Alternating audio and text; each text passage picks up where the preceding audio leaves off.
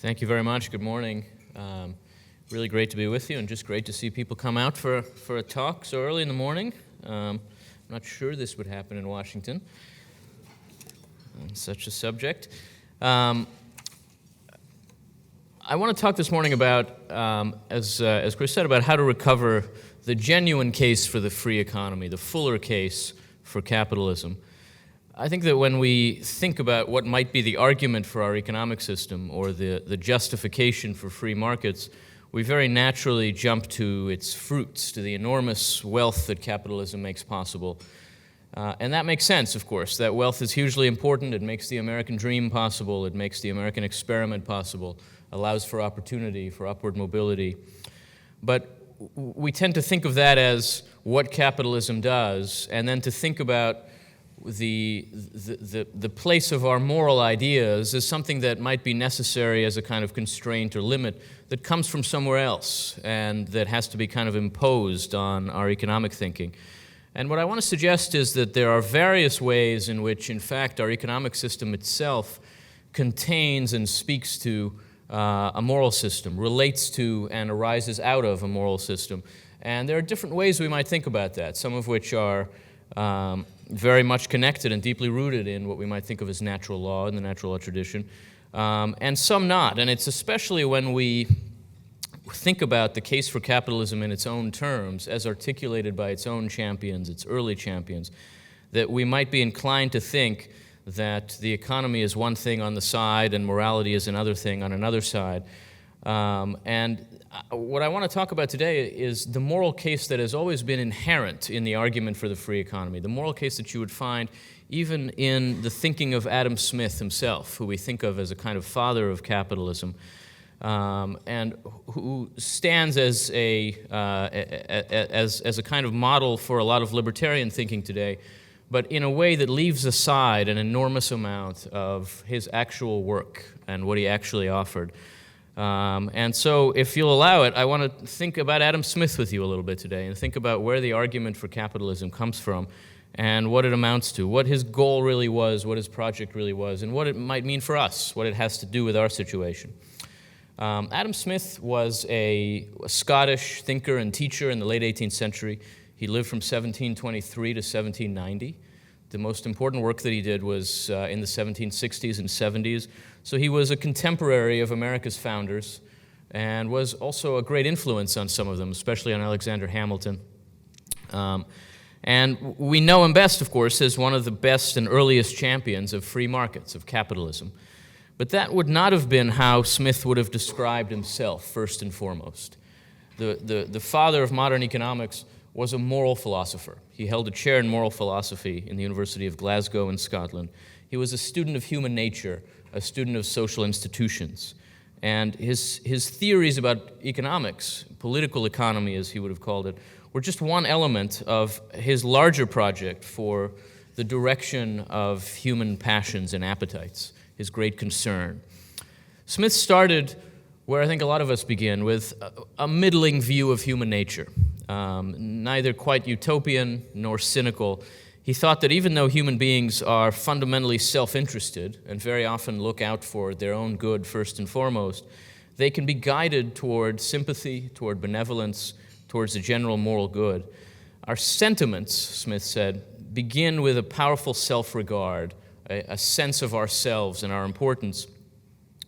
But that self-regard expresses itself in a desire for attention, for praise, for recognition. We want to be known, we want to be significant, we want to matter.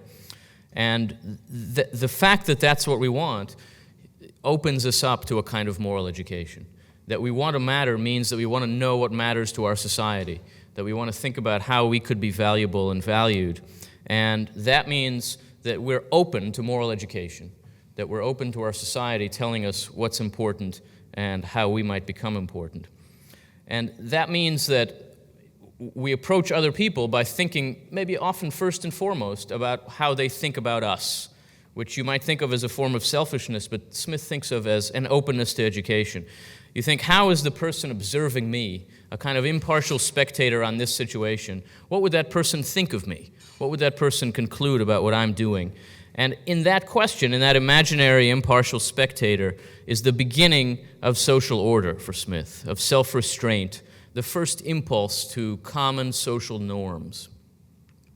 And that's how, in a well-functioning society, our tendency to self-regard can drive us to sympathy and to decency. But a well-functioning society takes work. It requires social institutions that are well-designed to channel our sentiments toward this kind of moral formation, to channel our self-regard in the right way. And it's those institutions that really interested Adam Smith. He was, above all, a scholar of how social arrangements shape human souls. The great secret of education is to direct vanity to proper objects, Smith wrote in The Theory of Moral Sentiments, his first great book published in 1759. To direct vanity to proper objects. And notice that he says education. The idea is not to fool people into doing the right things or to arrange things so that people can be selfish but still do good for society. The idea really is moral education, to help people shape their character in a way that allows them to become better. But it's a peculiar kind of moral education. Smith thought that there's no use in just trying to persuade people to be virtuous. And there's really only so far you can go, even by repeating a catechism. It's the experience of life in society, the modest sympathy and conscience that people develop through that experience, that build in human beings the kind of virtues that are especially important in a free society. And these virtues for Smith are modest, moderate virtues: prudence, restraint, industry, frugality, sobriety, honesty, civility, reliability. These aren't the highest things, but they're absolutely essential for a free society. They're necessary for a free society because they are ways in which people can contain themselves so that they don't have to be contained by government. People can restrain themselves so that they don't have to be coerced by government. They allow for stable, productive lives and help to form people who can be trusted with an enormous amount of freedom, as people are in our kind of society. And these moderate virtues are all, in a sense, just versions of one larger virtue. Smith called it self-command. Self-command, he wrote, is not only itself a great virtue, but from it all the other virtues seem to derive their luster. And self-command he defined really as just the capacity for delayed gratification, for restraints on our appetites. In a word, we might say, discipline. Smith's great project, then, is the transformation of our selfishness, our self-regard, by means of social institutions that can turn that selfishness into a source of discipline and allow people to improve their circumstances. The ambitions he had for this were very practical. They were modest, they were democratic ambitions. Life in a free society, he wrote, should consist of a uniform, constant, uninterrupted effort of every man to better his condition. And the moderate virtues allow that to happen. Now, Smith knew that this kind of arrangement couldn't be a matter of coercion or direction from the center. Social life is just much too complicated to work that way.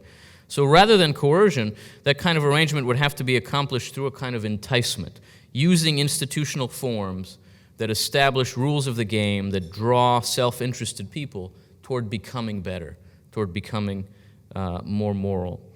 He made the case for this kind of approach in The Theory of Moral Sentiments, his first book. A few years later, he advanced on it through a series of lectures on jurisprudence that tried to show how the law could play a role in enabling this kind of process to happen. And then he collected portions of those lectures that had dealt with labor and with commerce into a book about economics, a book about political economy, a book called The Wealth of Nations, published in that providential year, 1776. And what you find when you look at that book in the context of Smith's larger project is that his economics was just an element of his broader vision. But it's a particularly important element. He thought, first of all, that material prosperity, wealth, was essential to a happy society. So it had a place, at least, in moral philosophy, even just as wealth. It was a precondition for decency and sympathy up to a point. A society as a whole can't really care for others if everyone is hungry. And his vision of social life required a developed economic teaching that's built around some set of institutions that could help to allow society to be prosperous while also encouraging these moderate virtues, encouraging people to be disciplined in their lives. And in The Wealth of Nations, Smith outlines that kind of teaching, and he identifies an institution that might allow it to happen. an institution that he calls the market. The Wealth of Nations starts out with a fact more than with an argument. It's the fact that the division of labor that had been growing already for centuries in European economies made possible huge improvements in the efficiency and the quality of production, right? Dividing and subdividing manufacturing processes into small tasks saves a lot of time and effort, and more important than that, it requires and it creates a lot of specialization and expertise, so that rather than each person knowing a little bit about a lot, each person becomes an expert in something in particular. That something is what they do, and as a result of that, all work is done by experts, Smith says, and that kind of economy is inherently a lot more efficient. And because each person can trade on the value of the expertise that he has an added reason to improve his expertise, to improve his knowledge, to improve his skills. And the process of trading on that expertise, of exchanging, is what he called the market. The market is the arena in which labor and capital and goods and services are valued and traded and bartered. And it lies at the heart of the modern economy. But the rules of the market are not natural. They're not self-legislating. They do have to be created by society, created by legislators who understand its purpose and its benefits. And this is where Smith's great insight really comes in. We don't often think about these terms when we think about Smith or when we think about capitalism, but what Adam Smith really argued fundamentally is that the rules of the economy should be directed to the benefit of the consumer. And this really was something new in Smith. In his time, under the economic philosophy that reigned, and a philosophy called mercantilism, which in some respects is still with us, maybe more so now than it's been in a long time, each of the European powers set market rules that serve the interests of a few large domestic manufacturers and trading companies.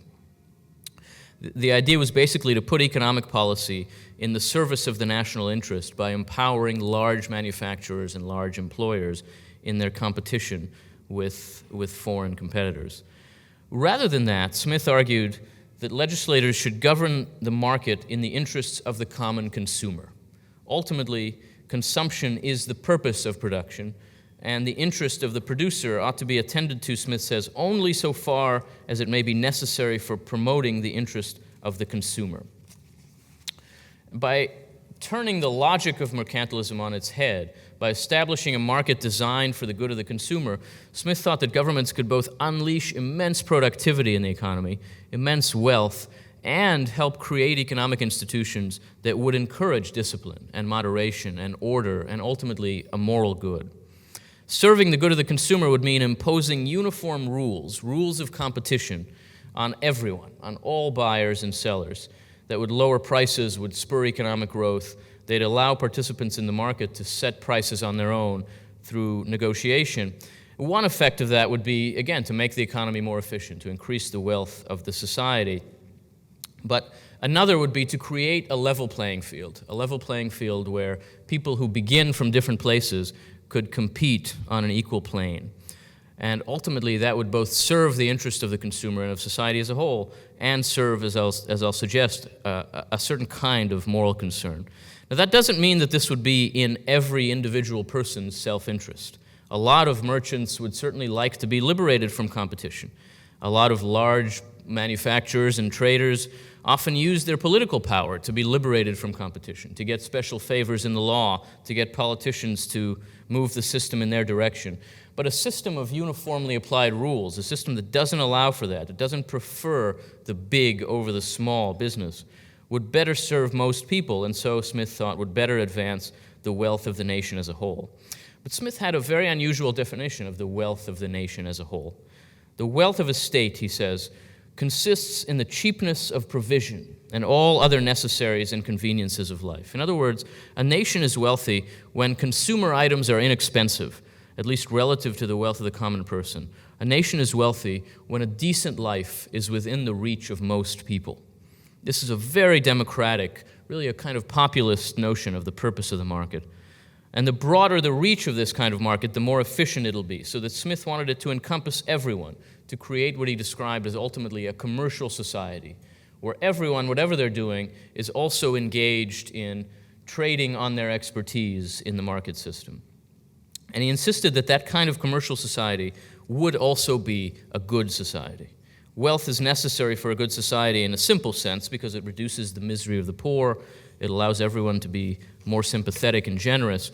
But just as important, the market is not just a mechanism for producing wealth. The market is a civilizing institution, in his terms. For one thing, it makes human relations more dignified. And this is not how we often think about it now, but it ought to be. The system of exchange, Smith says, as opposed to the more aristocratic system, the system of kind of owner and tenant, allows even less privileged people to address society not in terms of what they need and are asking for, but in terms of what they have to offer. Everyone can enter the market system with something to offer, some work they can do. And that allows for a kind of dignity in human relations where you don't have one person begging and one person offering help. You have two people, each of whom has something to offer the larger society. As Smith writes in one of his most famous passages in The Wealth of Nations, quote, "It's not from the benevolence of the butcher or the brewer or the baker that we expect our dinner, but from their regard for their own interest. We address ourselves not to their humanity, but to their self-love, and never talk to them of our own necessities, but of their advantages. Nobody but a beggar chooses to depend chiefly upon the benevolence of his fellow citizens." And yet this kind of system is exactly what brings out benevolence and what enables a society that allows the poor not only to have a livelihood, but to have dignity, to be able to address the rest of society not just as people in need, but as people with something to offer, so that extending the rule of the market to all can help most people avoid the fate of the beggar, and so allows them to function as dignified equals and to have what they need materially. And at least as important, the market is well designed, he thought, to harness self-regard to produce self-command, to harness selfishness to produce discipline, and so to instruct people in those crucial core virtues of life in a free society. Market players have a powerful incentive to consider what other people will think of their actions, since they have to appeal to those other people as customers, as employers, as employees. And so the virtues that are most valued in sellers or in buyers or in employees or in employers are also the virtues that are essential for a free society to remain peaceful and free. Those moderate virtues, prudence and thrift, honesty and reliability, civility and good order, these are not the highest virtues. These are the essential prerequisites for a moral life. From there, a free society can build further. A free society can begin from a place that allows it to be both wealthy and to allow it to have the room for building higher, building deeper. The market, as Smith saw it, is a powerful tool of discipline, and so also of education, of moral education, of civic education. It demands and rewards habits of peaceful order, and so it has the ability to spread these into the larger society. And it's very important to see that it is this kind of discipline, self-command, more than freedom, that lay at the heart of Smith's case for capitalism. The market certainly involves free competition, but that means free from the undue influence of some competitors or of politicians and political patrons of big businesses, not free in an existential or an ideological matter. These competitors are forced into a kind of pen in the market by government power. They're kept in it by regulation. Competition is enforced. It doesn't just happen. So Smith's idea of liberty, which of course is central to his case for capitalism, was not an idea of unbridled license, but of ordered social life, in which people's basic rights are protected and in which people's self-command makes state coercion unnecessary. Liberty is made possible by these moral prerequisites for the free society. The question that Smith wanted to answer was, given that human beings are profoundly imperfect, can we be made to want to do good so that we don't have to be made or forced to do good? And he thought that the answer was yes in a free society, provided that we had the right kinds of institutions, the right kinds of rules, and ultimately, in economics, the market, properly understood, properly directed and guided, offered us the possibility of doing that. Now, of course, the fact that this was how Smith conceived of it, that this was his intention in the 1770s, hardly guarantees that this is what the market would become. And without question, the moral case for capitalism, especially the case for capitalism as a system of discipline and democratic virtues, has always been subject to serious criticisms that would not have been a surprise to Smith, but that we have to think about and consider. From its earliest days, capitalism has certainly been subject to the criticism that far from instructing us in the virtues, it threatens to empty our social life of higher meaning, to leave only money at the center of it, and so to leave society morally bankrupt, even as it grows materially wealthy. That line of criticism has a very long pedigree on all sides of our politics, from the romantics to the moralists, from the postmodernists to the neoconservatives. It extends, of course, very far back to classical philosophy and to medieval Christianity. It also forces us to ask the question of whether ultimately a market economy doesn't undermine the preconditions for its own continuity. Now, Smith expected that the market would be a form of discipline, a source of discipline. A lot of these critics would argue that a market society lacks precisely discipline, that it unleashes appetites, an appetite especially for boundless wealth. And in some ways, you would have to say that looking at our society, we have to take these concerns very seriously. Our society, in a lot of respects, is a study in unbounded appetites, after all. Our chief public health problem is obesity. Our foremost social pathologies now result from an absence of restraint, of sexual restraint, of personal responsibility. The popular culture a lot of the time is vulgar and decadent. Our public life is a kind of unrestrained exercise in waste. We use more than we need, we spend more than we have, we borrow more than we can pay, as individuals and as a society. And so for all of our immense wealth, we manage somehow to live beyond our means. In fact, it's almost fair to say that we lack nothing except discipline in modern American society. And yet, as Adam Smith could tell us, discipline, above all, is what we need to be free. This is not a small problem for the case for capitalism. And so what happened? How do we understand this, and how might Smith answer it?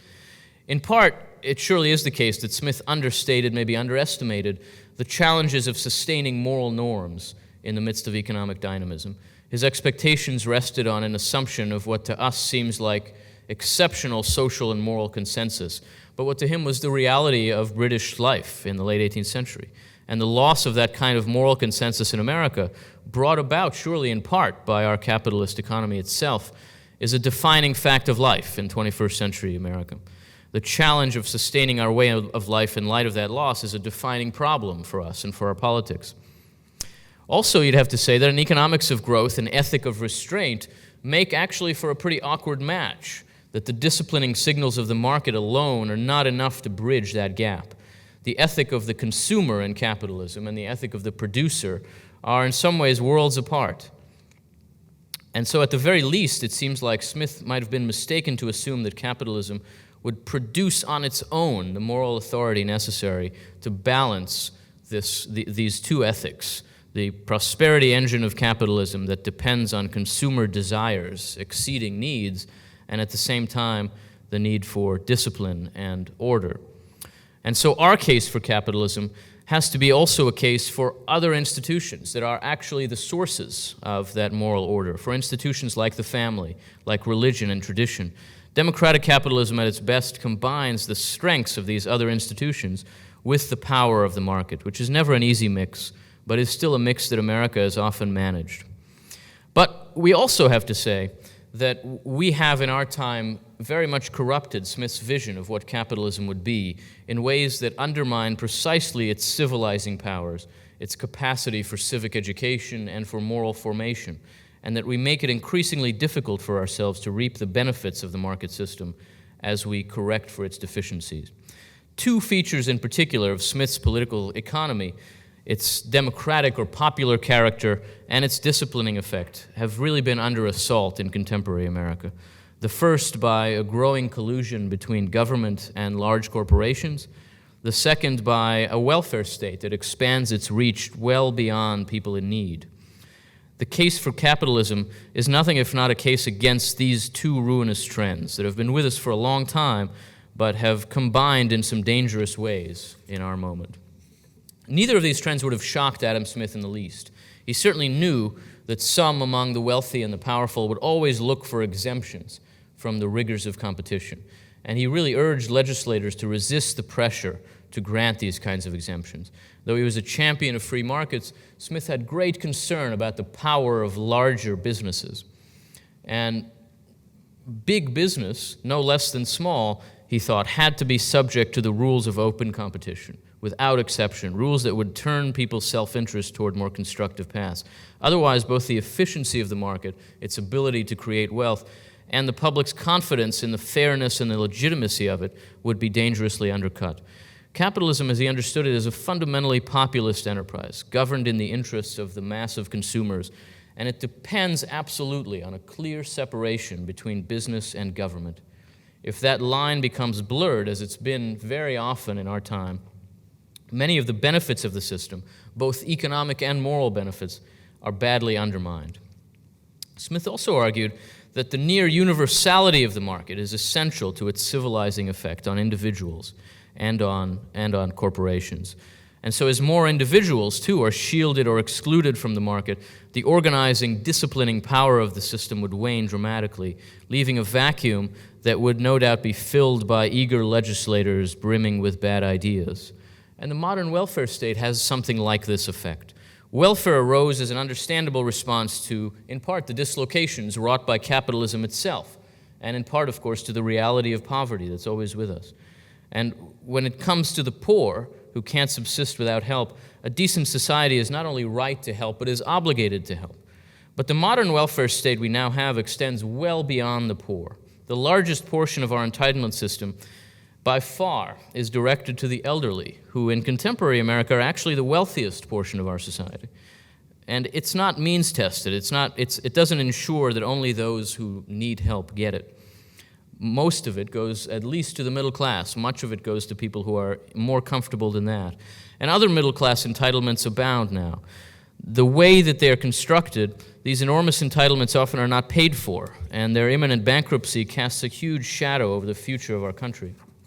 But even if they were paid for by an enormously expanded tax burden, they would still undercut the basic logic of the capitalist economy. Citizens would increasingly give over their wealth to legislators who would then decide how to allocate it back to them, rather than letting the market play a mediating role in that process. This is not about public aid for the destitute. It is a gradual but unmistakable transformation of the character of our political life. And it is, at least implicitly, a reaction against the very essence of capitalism, a system that leaves economic decisions in the hands of the mass of consumers and subjects almost everyone to the rigors of the market. Both the growing collusion of big business and government and the growing middle-class welfare state are expressions of a long-standing technocratic distaste on the left for the market economy, and especially for the democratic character of capitalism. Their attempts to allocate capital more efficiently than the whims of consumers could do, and to provide material benefits to the public without the discipline of market rules.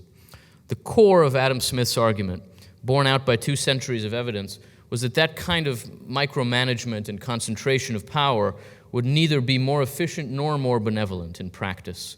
Smith was very scornful of the statesman who thought that he could get everything just right, manage everything perfectly from the center. Legislators just can't know enough to do that, and can't avoid the influence of political motives and interests to micromanage the market successfully. But that itch for technocracy always persists, because capitalism can never be quite tidy enough to satisfy the kind of progressive urge for rational control that's so powerful now in our politics. The political life of the modern West has often involved a struggle between centralized management and dispersed decision-making, between technocratic control and democratic responsiveness. And for all of the quantifiable variables and figures that are available to modern economics, capitalism is not a technical or scientific system. It is basically a system for diffusing authority and decision-making power and letting people have what they want within a moral framework. It argues that since market success is a matter of speaking to people's preferences, leaving decisions at the level of the individual exchange is almost always going to work better, both to produce more wealth and to allow us to be a better society. That doesn't mean that society has to live at the mercy of base and degraded preferences because the market decides all.